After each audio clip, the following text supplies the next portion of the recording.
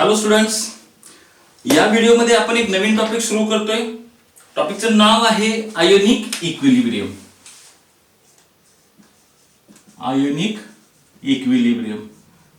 आपण 11वी मध्ये chemical equilibrium नावाचा टॉपिक शिकलेलो होतो.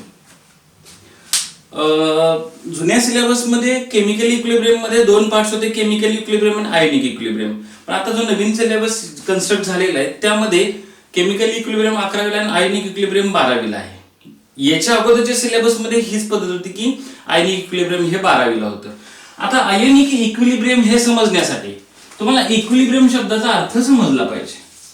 इक्विलिब्रियम म्हणजे काय? अशा काही एखाद्या केमिकल रिएक्शनची अशी कंडिशन की जिथे फॉरवर्ड रिएक्शनचा रेट हा रिव्हर्स रिएक्शनच्या रेटला इक्वल असतो आणि रिएक्टंट आणि प्रोडक्ट दोघांचं कॉन्सन्ट्रेशन कॉन्स्टंट राहतं. That state is called as a chemical equilibrium. हे असं आपण पाहिलं होतं. आता आयोनिक इक्विलिब्रियम आपल्याला बघायचं आहे. आयोनिक इक्विलिब्रियमचा एक्झॅक्टली अर्थ काय आहे ते बघा.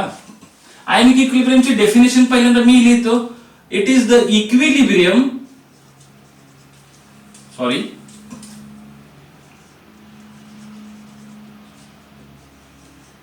equilibrium between unionized molecules and its ions. अर्थ काय बघा, एक मोलेक्यूल आणि त्याचे आयन्स ह्या दोघांमध्ये असलेली इक्विलिब्रियम म्हणजे तुमचं आयोनिक इक्विलिब्रियम असतं. आपण जर एक्झाम्पल घेतलं, AB नावाचा मोलेक्यूल हा रिव्हर्सिबली डिसोसिएट होईल A plus and B minus मध्ये. आता इथं बघा, हा अनआयोनाइज्ड मोलेक्यूल आहे आणि हे दोन्ही काय आहेत? आयन्स आहेत. तर इक्विलिब्रियम आहे की नाही कशावर ठरवायचं? आपण 11वी मध्ये शिकलो होतो की इक्विलिब्रियम आहे की नाही ठरवण्यासाठी हे दोन रिव्हर्सिबल एरो असतील. ज्या रिएक्शन मध्ये हे दोन रिव्हर्सिबल एरो असतात त्याला आपण काय म्हणतो? इक्विलिब्रियम. मग याला आयोनिक इक्विलिब्रियम का म्हणायचं? ही रिएक्शन तर इक्विलिब्रियम मध्ये, इथं आयन्स आहेत का बघा, आणि ज्या इक्विलिब्रियम मध्ये आयन्स इन्व्हॉल्व्ड असतात that is called as a ionic equilibrium. मग आपण हे जर पाहिलं तर वरची डेफिनेशन सॅटिस्फाईड होते का बघा. इट इज द इक्विलिब्रियम, इथं आहे बघा, बिटवीन म्हणजे कुणामध्ये? Unionised molecules and its ions. हे आयन्स कुणाचे आहेत? याच मोलेक्युलचे आहेत. आता हे कसं झालं असेल? काय झालं असणार आहे? पहिल्यांदा आपण हे AB चा मोलेक्युल घेतले असतील. आता इथं काय फक्त एक मोलेक्युल घेतले का? आपण एन नंबर ऑफ मोलेक्युल घेतले असतील. आता काय केले, इथे जेवढे जेवढे मोलेक्युल्स घेतले त्यातले काही मोलेक्युल्स डिसोसिएट होऊन A प्लस आणि B मायनस तयार झाला. मग आता डिसोसिएशन सुरू झालं, A पासून AB पासून A प्लस B मायनस तयार व्हायला लागलं आणि काही कालांतरानंतर काही वेळेनंतर एका ठराविक क्षणी A आणि B, A प्लस आणि B मायनस एकमेकाशी कंबाईन होऊन AB परत तयार करायला सुरुवात झाली. मग आता काय व्हायला लागलं, AB डिसोसिएट होऊन A प्लस B मायनस तयार करतोय, A प्लस B मायनस एकमेकाशी कंबाईन होऊन AB परत तयार करतोय आणि इथं काय आलं? इक्विलिब्रियम आलं. आता इक्विलिब्रियम आलं म्हणजे काय? ज्या रेटनं AB चं डिसोसिएशन होऊन A प्लस आणि B मायनस तयार होतं त्याच रेटनं A प्लस B मायनस एकमेकाशी कंबाईन होऊन AB तयार करतात. And this equilibrium which is between molecules AB and its ions A plus and B minus, this equilibrium is called as a ionic equilibrium. आता ionic equilibrium हे काय फक्त ions आणि molecules मध्येच असतं असं काही नाही, दोन आयन्स मध्ये पण असू शकतं. फॉर एक्झाम्पल समजा इकडे तुम्ही असं घेतलेलं आहे की A plus ions plus B minus reversibly gives C plus plus D minus. आता इथे इक्विलिब्रियम कोणामध्ये आहे बघा, इकडे आयन्स आहेत, इकडे सुद्धा आयन्स आहेत. मग आयन्स मध्ये असलेली इक्विलिब्रियमला सुद्धा आपण काय म्हणतो? Ionic equilibrium. आता इथे तुमच्या असं लक्षात आलं असेल की बघा, दोन एक्झाम्पल घेतलेत, दोन्ही ठिकाणी किमान एका तरी बाजूला आपल्याला काय पाहिजेत? आयन्स पाहिजेत. आणि ज्या इक्विलिब्रियम मध्ये आयन्स इन्व्हॉल्व्ड असतात that is called as a ionic equilibrium. Got it? मग आता काय करायचंय? ह्या आयोनिक इक्विलिब्रियमच्या बाबतीत फॅराडे नावाच्या सायंटिस्टनं खूप मोठं काम केलं होतं. मग फॅराडेने काय केलं होतं? फॅराडेने एक सांगितलं की आयन्स जे आयोनिक इक्विलिब्रियम लागतात ते ऍक्वियस सोल्युशन मध्ये प्रेझेंट असतात. बाकी इतर तर गॅसियस स्टेट मध्ये वगैरे असतात पण काय त्याचं प्रमाण जास्त नसतं, पण आपण इथे ऍक्वियस स्टेट कन्सिडर करणार आहे. मग फॅराडेने काय सांगितलं? ऍक्वियस सोल्युशन मध्ये आयन्स प्रेझेंट असतात आणि आयन्स असतील तर आयोनिक इक्विलिब्रियम होणार. म्हणजे आयोनिक इक्विलिब्रियम होणार कुठं? सोल्युशन मध्ये. That is more in a aqueous solution. मग आता ते कसं त्याने ठरवलं? तर त्यांनी काय केलं बघा, दोन सोल्युशन घेतले. इकडे एक सोल्युशन घेतलं, इकडे एक सोल्युशन घेतलं. आता हे सोल्युशन कशाचं होतं बघा? शुगरचं सोल्युशन होतं आणि इकडे घेतलं ते सॉल्टचं सोल्युशन होतं. आता त्यांनी काय फाइंड आउट केलं की शुगरच्या सोल्युशन मधून इलेक्ट्रिसिटी कंडक्ट होत नाही. This solution do not conduct electricity, ह्याच्यातून इलेक्ट्रिसिटी पास होत नाही. आणि हे सॉल्टचं सोल्युशन होतं, ह्याच्यातून इलेक्ट्रिसिटी कंडक्ट होते. म्हणजे काय झालं, दिस सोल्युशन कंडक्ट इलेक्ट्रिसिटी. आलं लक्षात. आता ह्याच्यातून इलेक्ट्रिसिटी कंडक्ट का होत नाही, तर ह्यात आयन्स नाहीयेत. ह्याच्यातून इलेक्ट्रिसिटी का कंडक्ट होते, तर ह्याच्यात आयन्स आहे. म्हणजे काय, ज्या सोल्युशन मध्ये आयन्स असतात त्याच्यातून इलेक्ट्रिसिटी कंडक्ट होते, ज्या सोल्युशन मध्ये आयन्स नसतात त्याच्यातून इलेक्ट्रिसिटी कंडक्ट होणार नाही. मग ह्याच्यातून ह्या सोल्युशन मधून म्हणजे शुगर सोल्युशन मधून इलेक्ट्रिसिटी कंडक्ट होत नाही, त्याचा अर्थ ह्याच्यामध्ये काय नाहीये, आयन्स नाहीत. दिस सोल्युशन ओनली कंटेन्स मोलिक्युल्स. आता ह्याच्यातून इलेक्ट्रिसिटी कंडक्ट होते म्हणजे ह्याच्यात काय असणार आहे, आयन्स असणार आहे. आलं लक्षात. मग ज्या सोल्युशन मधून इलेक्ट्रिसिटी कंडक्ट होते त्याला तिने एक नाव दिलं, ज्याच्यातून कंडक्ट होत नाही त्याला तिने दुसरं नाव दिलं. ज्याच्यातून इलेक्ट्रिसिटी कंडक्ट होत नाही की ज्याच्यामध्ये फक्त मॉलिक्युल्स असतात त्याला तिने नाव दिलं नॉन इलेक्ट्रोलाइट. काय नाव दिलं बघा, नॉन इलेक्ट्रोलाइट.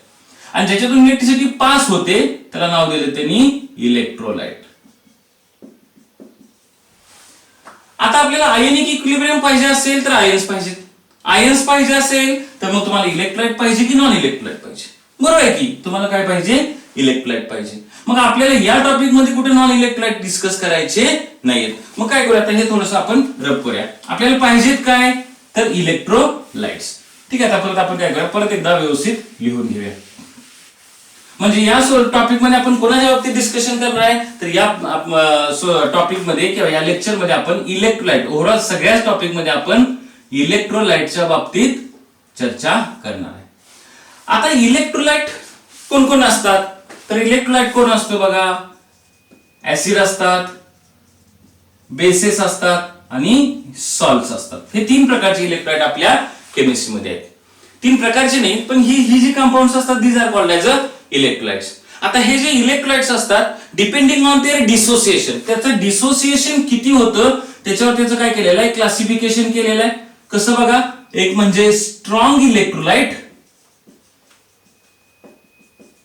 आणि दुसरं म्हणजे वीक इलेक्ट्रोलाइट. हे जे इलेक्ट्रोलाइट्स होते ते दोन टाइप मध्ये क्लासिफाय केले गेले. पहिलं म्हणजे स्ट्रॉंग इलेक्ट्रोलाइट आणि दुसरं म्हणजे वीक इलेक्ट्रोलाइट. एक काम करूया, तुम्हाला लिहून घेण्यासाठी सोपं होण्यासाठी आपण इलेक्ट्रोलाइट इथं लिहूया. बघा, आता कोणत्या इलेक्ट्रोलाइटला स्ट्रॉंग इलेक्ट्रोलाइट म्हणायचं, की ज्याचं डिसोसिएशन ऑलमोस्ट कंप्लीट होतंय. म्हणजे ज्याचं डिसोसिएशन कंप्लीट होत असतं that is called as strong electrolyte.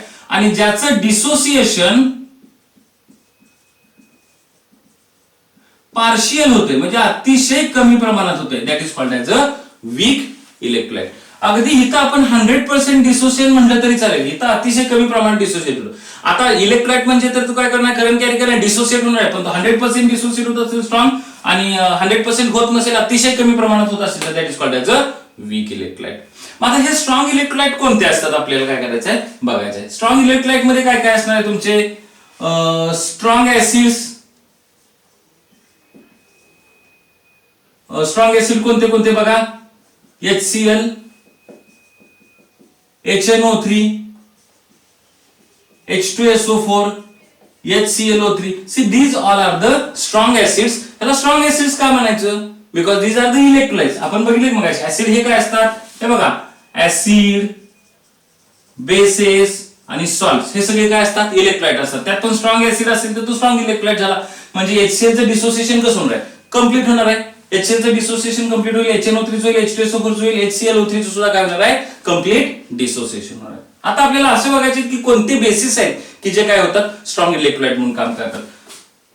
Strong base असतात that will also act as a strong electrolyte. Strong base म्हणजे कोण असणार आहेत, तुमचा NaOH असेल, KOH असेल, MgOH ट्वाइस असेल, CaOH ट्वाइस असेल. जर बारकाईने बघितलं तर अल्कली मेटल्सचे हायड्रॉक्साइड, अल्कलाइन अर्थ मेटलचे hydroxide. See these all are the strong bases. म्हणजे आपल्या पिरियड टेबल मध्ये ग्रुप 1 आणि ग्रुप 2 ह्याचे काय हायड्रॉक्साइड्स असतात. See these all are the strong bases आणि strong base comes under the strong electrolyte. आता असे काही सॉल्ट्स आहेत की जे काय करतात, स्ट्रॉंग इलेक्ट्रोलाइट म्हणून काम करतात. आता कुठले सॉल्ट आपल्याला स्ट्रॉंग इलेक्ट्रोलाइट म्हणून काम करतात बघायचं. तर पहिल्यांदा बघा की सॉल्ट कोणापासून तयार होतं.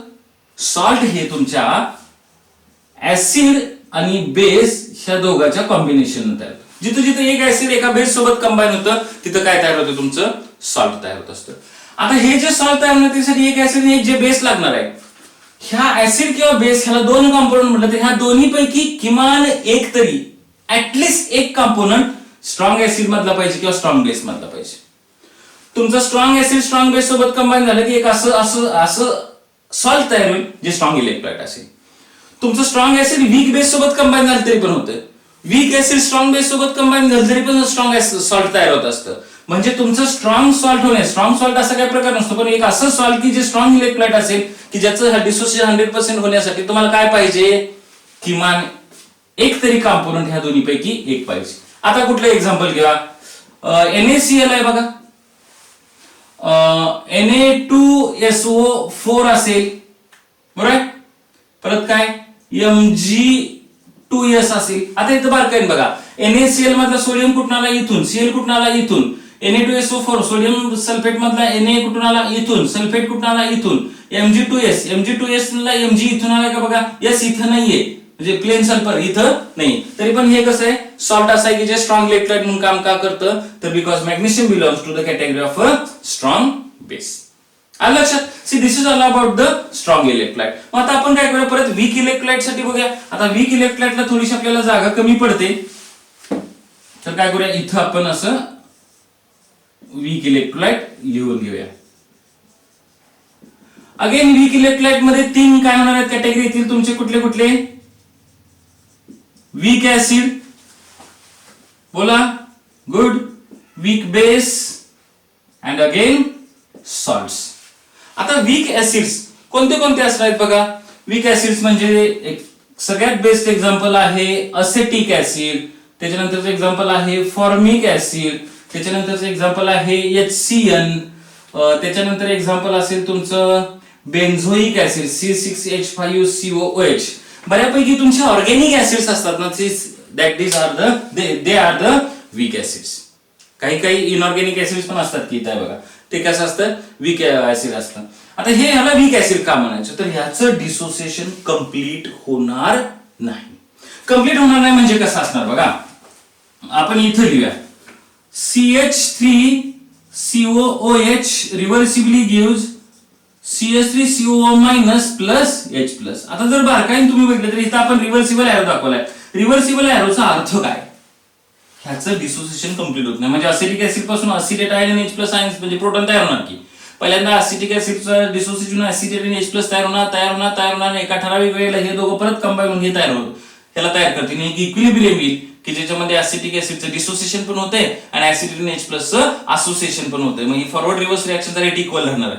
आणि this equilibrium is called as ionic equilibrium. पण ह्या आयनिक इक्विलिब्रियम मध्ये वीक ऍसिड बाबतीत होते काय, याचं कम्प्लीट डिसोसिएशन कधीच होणार नाही, कारण हे परत तयार होणार आहे ना. म्हणजे तुमचं जे सोल्युशन घ्याल त्यात अनडिसोसिएटेड ऍसिटिक ऍसिड असेल, ऍसिडेट आयन्स असतील आणि तुमचं सॉल्ट पण असणार आहे. त्यामुळे ह्याचं कम्प्लीट डिसोसिएशन होणार नाही. ज्याचं कम्प्लीट डिसोसिएशन होत नाही that is the weak electrolyte. Being this is acid, this is the weak acid. आलं लक्षात. आता ह्याला असं कम्पेअर करूया आपण एखाद्या स्ट्रॉंग ऍसिड सोबत. इकडे बघा, स्ट्रॉंग ऍसिड घेतलं HCl कसं डिसोसिएट होईल, H++Cl-. इथं काय केलंय बघा, आपण एक सिंगल एरो दाखवलाय का, तर because the HCl is a strong electrolyte, याचं डिसोसिएशन 100% होणार आहे. म्हणजे जर तुम्ही 1 मोल घेतला असिटिक ऍसिड, तुम्ही जर हायड्रोक्लोरिक ऍसिड 1 मोल घेतला तर 1 मोल मधले सगळेच्या सगळे मॉलिक्युल डिसोसिएट होणार.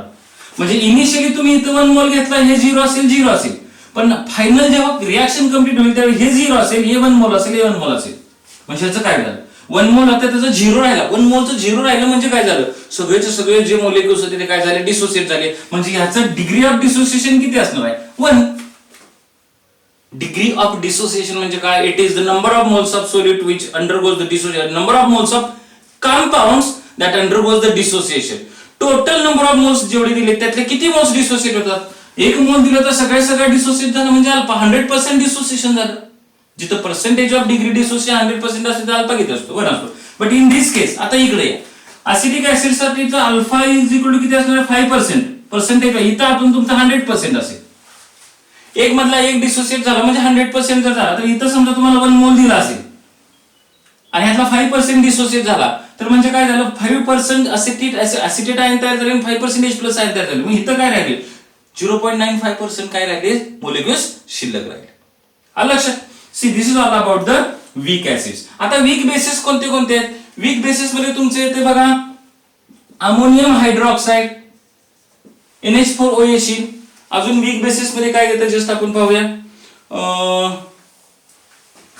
तुमच्या अमोनियाचे जे काही डेरिव्हेटिव्ह येतील CH3NH CH3 येतील. परत C2H5 थ्राइस N म्हणजे अमोनियाचे derivative amines. See this is secondary amine, this is tertiary amine. See these all are the weak bases. आता याच्यामध्ये सॉल्ट एक येणार आहे. आता आपण सॉल्ट कसे कन्सिडर करणार बघा. इथं आहे सॉल्ट. मग अशा आपण इथं एक सॉल्ट जे स्ट्रॉंग इलेक्ट्रोलाइट होणार आहे यासाठी काय क्रायटेरिया होतं? किमान दोन्हीपैकी एक कॉम्पोनंट कसा पाहिजे? ह्या दोन कॅटेगरी मधला एक पाहिजे. पण जर तुमचं एक असं सॉल्ट की जे काय होणार आहे वीक इलेक्ट्रोलाइट म्हणून काम करणार आहे त्याच्यासाठी काय पाहिजे? दोन्ही कॉम्पोनंट वीकच पाहिजे. बघा ऍसिड सॉल्ट तयार होण्यासाठी एक ऍसिड आणि एक बेस लागतं. तुमचं ऍसिड पण वीक पाहिजे, बेस पण वीक पाहिजे. दोन्हीपैकी एक स्ट्रॉंग असेल तर मध्ये इथं आलं असतं. मग इथं तुमचं सॉल्ट तयार होण्यासाठी सॉल्ट वीक इलेक्ट्रोलाइट म्हणून काम करण्यासाठी काय पाहिजे? तुमचे दोन्ही कॉम्पोनंट वीक ऍसिड तर पाहिजे आणि वीक बेस दोघांच्या पासून पाहिजे. आता काय करूया एक्झाम्पल्स आपल्याला जर बघायचे असतील तर अमोनियम सायनाइड. आता एक्झाम्पल बघा NH4Cl. This NH4 belongs to this ammonium hydroxide, CN belongs to the HCl. अजून काय एक्झाम्पल्स असू शकतात बघा. Ammonium carbonate NH4 twice CO3. See this belongs to your category of a salt which is a weak electrolyte.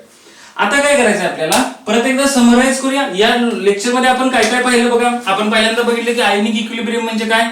Ionic equilibrium म्हणजे की ज्याच्यामध्ये एक un-ionised molecules आणि आयन्स ह्याच्यामध्ये असलेले इक्विलिब्रियम म्हणजे आयनिक इक्विलिब्रियम.